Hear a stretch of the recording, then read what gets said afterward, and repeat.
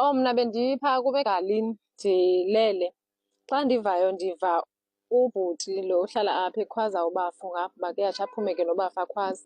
Bese ndiphuma nam xa ndiqala uvula umnyango egalini, hayi kuyatsha nyhani. Ndibe ndisiza ke nam. Abe esakhala umntana ekhwaza umama, ekhwaza notatakhe, esitsho uba kuyatsha. Kube sekukhatywa ke ngubhuti lo uhlala apha next door. Ekhaba umnyango, wabungavuleki lungasentla umnyango ubotshelele koza kophuka lo ulapha ngaphantsi umnyango. Wabe umama kaKholosa elapha ngasemnyango, kulaa ndawo ibinefriji, apha between ifriji nomnyango apha, kodwa apha ngasemnyango, xa bezama ukuza emnyango, elapha kule ndawo. Zamile apha ukucima, kugalelwa nemihlaba nantoni, but umlilo wabungafuni tu ucima. Wabe ke utiti yena mntu ebebonakala elapha, because ngoku bekuqala ukhatywa umnyango, at least besabonakala uba nguye lo lapha, because besenenyama, esenento yonke.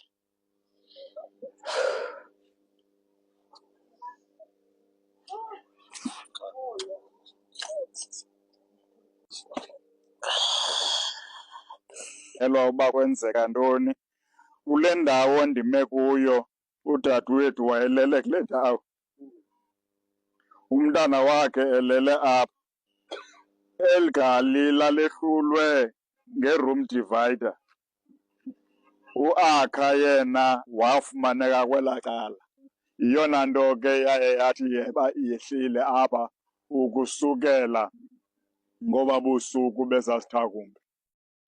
Hello Mzansi, welcome to Mgosi Mzansi. If today is your first time visiting this channel, please do the right thing and click the subscribe button, and also don't forget to smash the like button. Man bans the whole family ngemva kokuthatha yafika ucheck intombi yakhe kulela khaya ayithole le ntombi ikhuluma anemfana wakamakhelwane, so wavele wadecide ukuthi abashise bonke lapha ekhaya kubo endlini. Guys, umuntu lonjani lo wento into lenjalo? So if you are dating someone, you're not supposed to speak to your neighbors.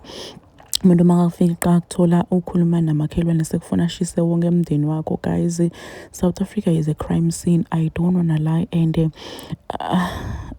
things are really getting worse every day. Nje kuhlala kuna something le into ake, especially madoda. Yalo abekutrenda mntwana lapha abongekile nxele abamkhiphe emehlo nge-screw driver, i-boyfriend, ama-boyfriend ayabulala, ama-girlfriend ayawashisa. Guys, things are really getting out of hand, and it seems like i-justice system yethu iyasifeyila, because into kufanele tihlale tenteka, and the perpetrators, they always get away with it. So uyofika ekhaya abantu ushisa emndeni wonke. Ubuhlungu ngendlela lesimanga. Guys, kubuhlungu. Sebantu alabalapha kuleli khaya abadala, abantwana lapha kuleli khaya bafele into labangayadi, just because Nkosi yami, awusathi manje ukuthi kumele uqome bani, kumele unqome bani, ngibani isayikho, ngibani lungasiyisayikho. Kubuhlungu ngendlela lesimanga. Guys, kubuhlungu ngendlela lesimanga. Media Soul, rest in peace. Ngathi bangambopha njena lo Njanzina, balahle amakhiya ekugcini le, ba-make sure nje ukuthi akaphinzi ayibone inhlavu yelanga. Please do comment what you think below down on the comment section. Don't forget to hit the notification bell. I will see you in the next one. I am signing out. Goodbye.